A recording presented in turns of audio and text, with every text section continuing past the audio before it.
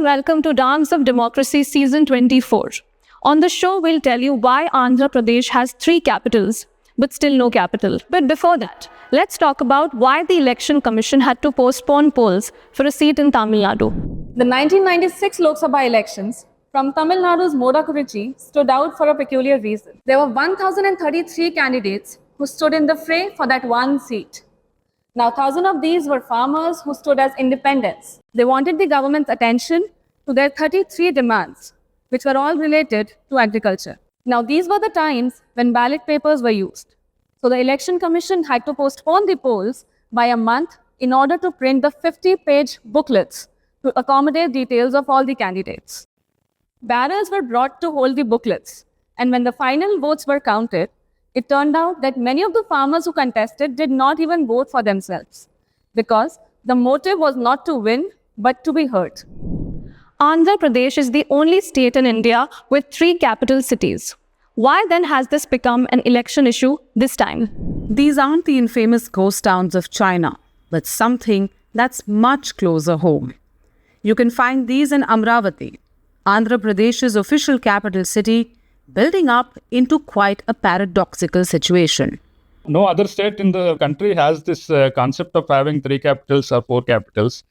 But at the same time, we don't have a capital. These half-constructed abandoned building plans can, in a way, sum up the state of Andhra Pradesh's capital city. A pipe dream even a decade after Telangana was carved out of undivided Andhra Pradesh in 2014. Telangana got Hyderabad, a shared capital city between Andhra and Telangana, for 10 years. Those 10 years are almost over now. But Andhra Pradesh still hasn't found itself a functioning capital city, even though there was no shortage of plans. In 2014, Chandrababu Naidu was in power and he vowed to build a new capital city after the bifurcation of the state. That was Amravati, a greenfield city that Naidu wanted to build to rival Hyderabad, a city he had helped build. Crores were pumped into his plan till 2019 when he lost power. With the change in regime came Jagan Mohan Reddy and new plans. As Chief Minister, Jagan abandoned plans for Amravati, building up a new dream of 3 state capitals as a way to decentralize power.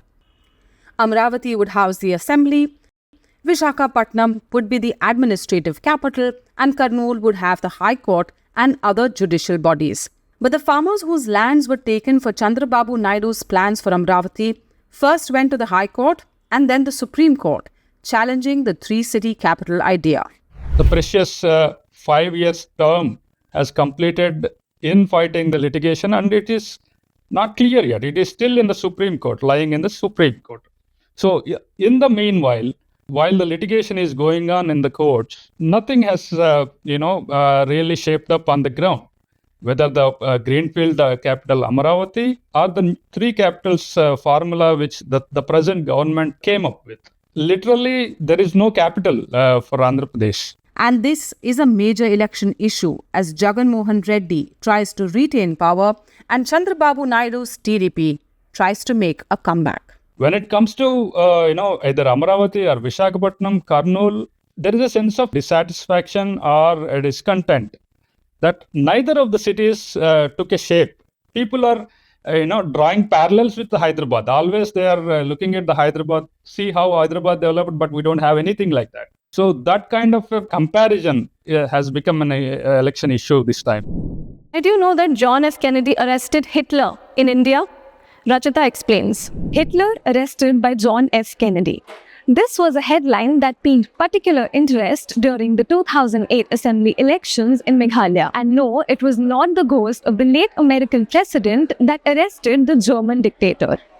Adolf Hitler was a candidate who was contesting for assembly elections from Meghalaya. However, he was arrested for the violation of the Model Code of Conduct. The superintendent of police of the area who arrested him was named John F. Kennedy.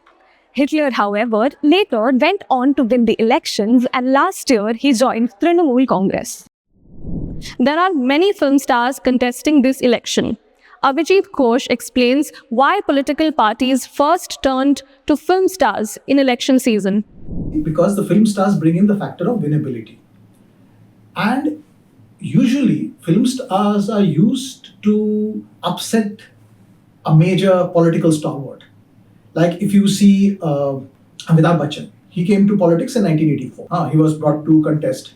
He was pitted against Himati Nandan Bahuguna, who was a stalwart and a chief minister of Uttar Pradesh. So he contested and he defeated Himati Nandan Bahuguna.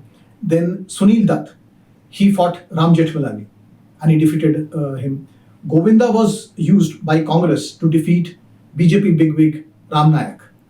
And if you go to Bengal, Manmohan Sen was used to defeat Basudev Acharya, who was a 9-time CPI MP. So, the film stars have been pretty handy for politicians to carry out these aspects. They bring in an element of glamour, and then, issues go to the background. We are no longer discussing policies and issues. We are discussing personalities. Time for our quiz now.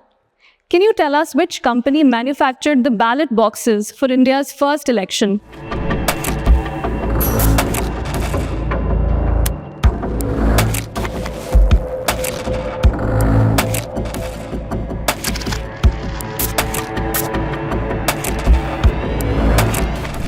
The election story of India is incomplete without the Times of India. Every morning, our 51 editions not only provide the most extensive coverage of elections, they also discover an India that's unseen, unknown.